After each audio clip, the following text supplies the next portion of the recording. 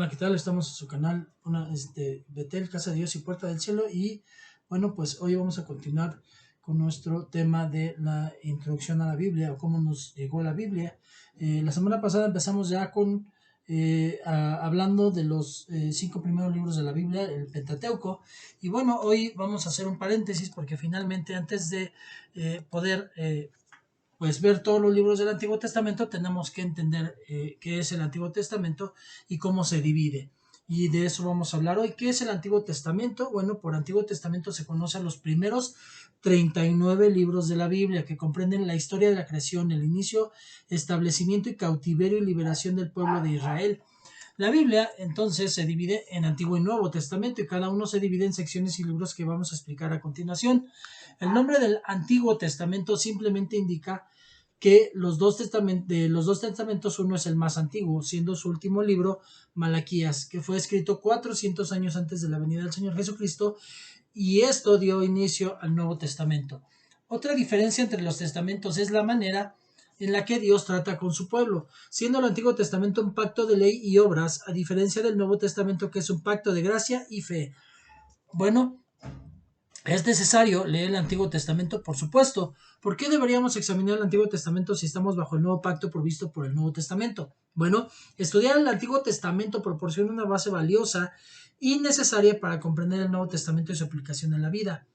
En el Antiguo Testamento encontramos el establecimiento de toda la historia y la relación del pacto con Dios, de Dios con la humanidad, y además tenemos que entender también que el Antiguo Testamento nos da mucha enseñanza a la luz del Espíritu Santo. Ya no tenemos que verla literal, sino espiritual.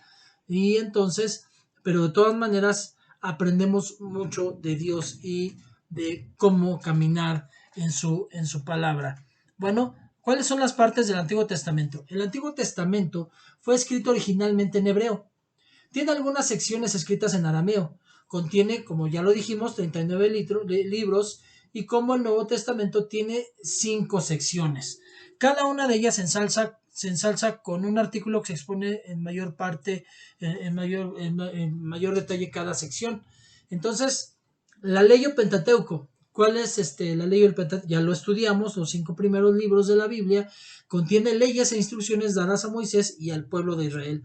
A Moisés se le atribuye la escritura de los libros de Génesis a través de Deuteronomio. Bueno, eso ya lo habíamos de hecho explicado.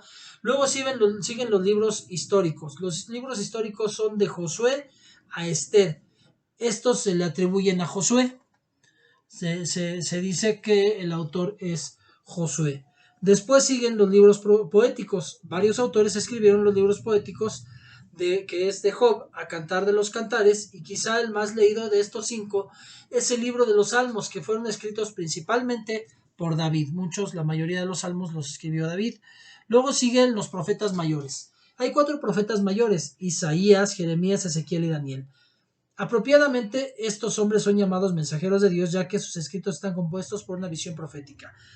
Los profetas menores incluyen de Oseas a Malaquías, y se les llama menor porque sus escritos son más cortos que los libros de los profetas mayores, no por importancia, sino porque el tamaño del escrito. Por supuesto, Jeremías se toma como un escrito largo porque se toma en cuenta Jeremías y Lamentaciones, que se cree que también es el mismo autor. Y bueno, luego los libros del Antiguo Testamento o Pentateuco Ley son 5 libros que ya los vimos: Génesis, Éxodo, Levítico, Números y Deuteronomio. Dentro de los libros históricos, bueno, tenemos 12 libros que son Josué, Jueces, Ruth, Primera y Segunda de Samuel, Primera y Segunda Reyes, Primera y Segunda de Crónicas, Esdras, Nehemías y Esther.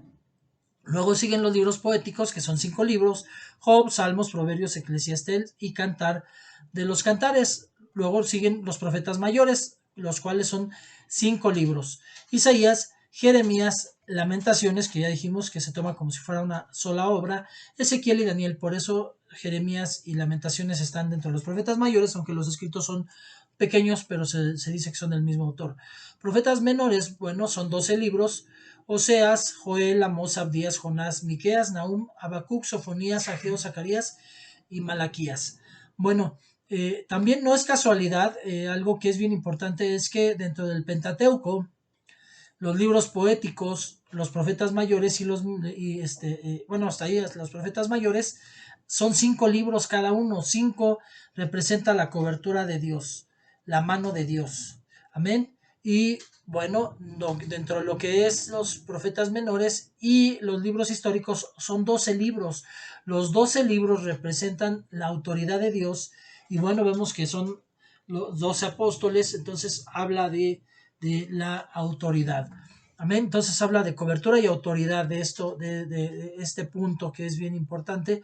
El Espíritu Santo no hace nada por casualidad. Ahora, ¿cuál es la enseñanza y el propósito del Antiguo Testamento? Bueno, relaciona nuestro fundamento desde el comienzo de la vida con la vida nueva ofrecida en el Nuevo Testamento.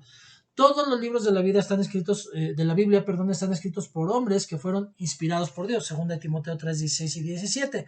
Por tanto, cada palabra se proporciona para el aprendizaje, la enseñanza, la corrección y las instrucciones para la vida diaria.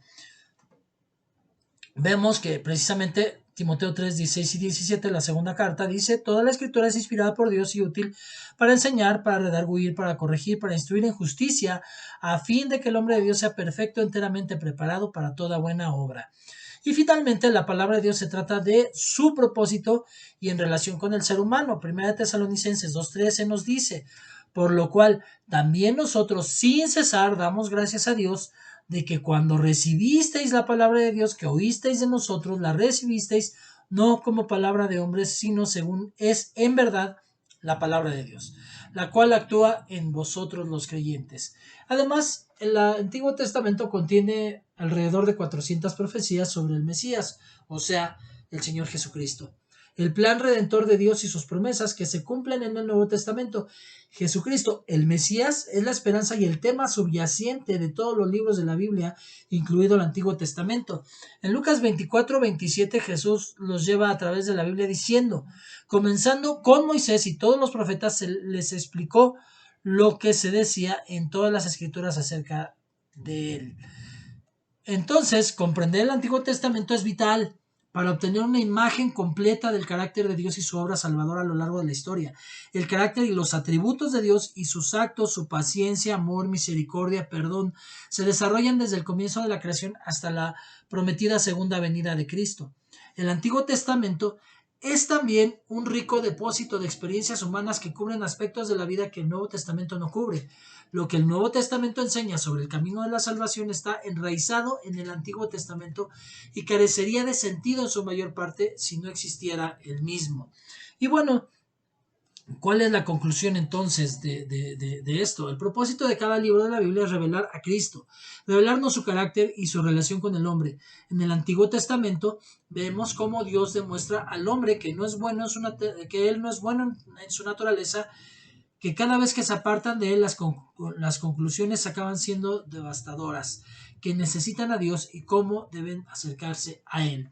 Entonces, tu propio estudio del Antiguo Testamento te ofrecerá ilustraciones de las promesas fieles y irrevocables de Dios, ejemplos de cómo orar y demostraciones de fidelidad necesarias para llevar una vida de adoración y de rectitud en Dios. Como siempre, si tienes alguna duda de comentario, puedes anotarla en nuestra caja de comentarios. Y bueno, pues con eso, ya habiendo dando un contexto de lo que es el Antiguo Testamento, vamos a empezar, vamos a ver hoy entonces los libros de Josué a Esther, que es llamado los libros históricos. Y bueno, el Pentateuco es la primera gran división del Antiguo Testamento, como ya lo vimos, contiene historia y leyes, pero fue por estas últimas que los hebreos le dieron su nombre. Los judíos consideraban el resto del Antiguo Testamento como un comentario sobre la Torá. La segunda gran división se titula sección histórica y consta de los 12 libros desde Josué a Esther. Estos libros nos narran la historia de Israel en Canaán bajo el gobierno de Josué, los jueces y los reyes, y cuentan el retorno del cautiverio babilónico. Y bueno, empezamos por el libro de Josué. Gran parte del material sugiere que se trata de narraciones del testigo presencial. O sea, se cree que fue Josué. Sin embargo, Josué es el autor lógico de la mayor parte de la obra. El propio libro es anónimo y la fecha en que se terminó no se conoce. Bueno, ¿quiénes son los destinatarios? Los hijos de Israel y la posteridad, o sea, las siguientes generaciones. Versículo clave es Josué 1, 2 al 3. Mi siervo Moisés ha muerto, ahora pues levántate y pasa este Jordán, tú y todo este pueblo, a la tierra que yo les doy a los hijos de Israel. Yo os he entregado, como lo había dicho a Moisés, todo lugar que pisare la planta de vuestro pie. ¿Cuál es el propósito y el tema del libro? El propósito es histórico, narrar la conquista y división de la tierra Canaán.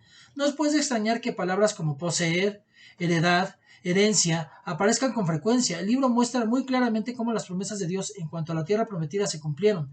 También hay advertencias en cuanto a lo que ocurre cuando el pueblo de Dios no cumple su parte del convenio. Aquí hay un claro testimonio en pro de Dios, del Dios de los israelitas, quien tiene poder para triunfar en la batalla por la edificación de su reino, e invita a los hombres a compartir dicho reino participando de ese pacto que él hizo con los hombres. Aunque los hijos de Israel pecan, Dios se mantiene fiel a su pacto, como ha sido en el pasado, aunque ellos no alcanzan la obediencia completa.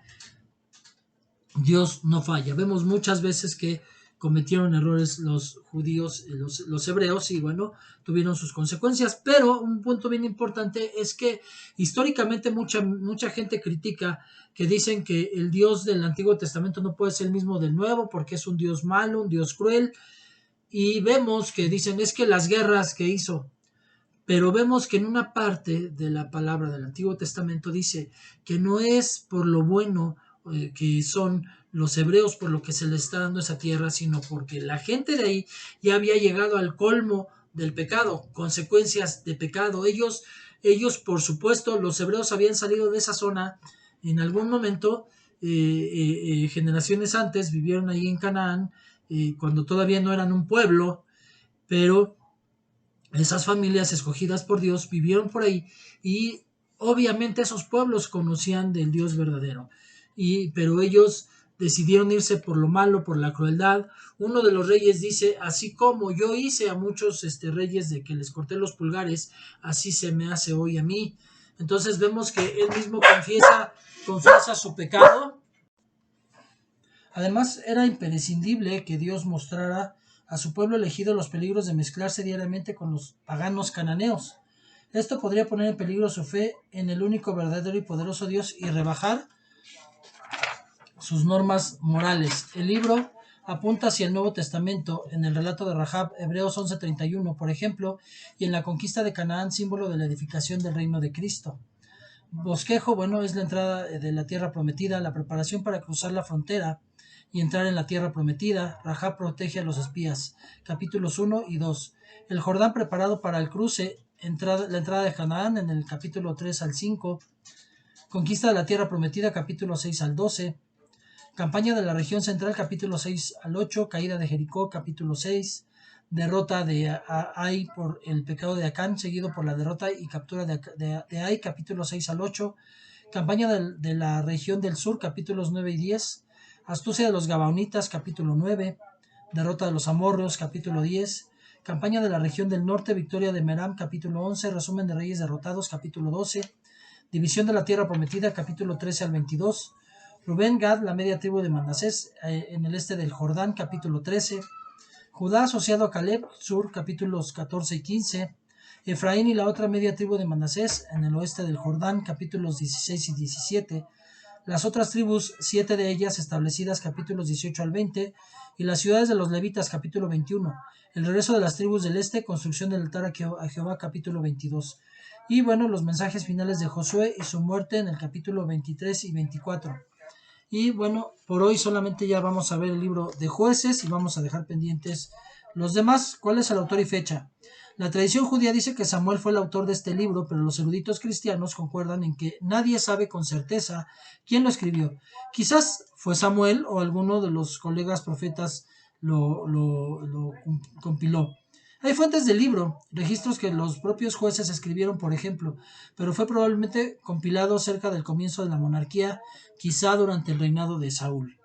Destinatarios, bueno, vemos que al parecer es el pueblo judío y sus generaciones. Versículos clave, Jueces 2, 16 y 17. Y Jehová levantó jueces que los librasen de las manos de los que les despojaban, pero tampoco oyeron a sus jueces, sino que fueron tras dioses ajenos, los cuales adoraron. Se apartaron pronto del camino en que anduvieron sus padres, obedeciendo los mandamientos de Jehová. Ellos no hicieron así. ¿Cuál es el propósito y tema del libro?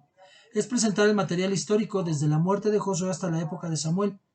El pueblo oscilaba de la maldad al arrepentimiento y este repetido ciclo se expresa de modo impresionante. El libro muestra la confusión que se produce cuando la gente, ya en pos de sus propios caprichos, va en vez de someterse a líderes responsables. Una de las notas claves del libro es: cada uno hacía lo que bien le parecía. Jueces 17:6 y 21:25.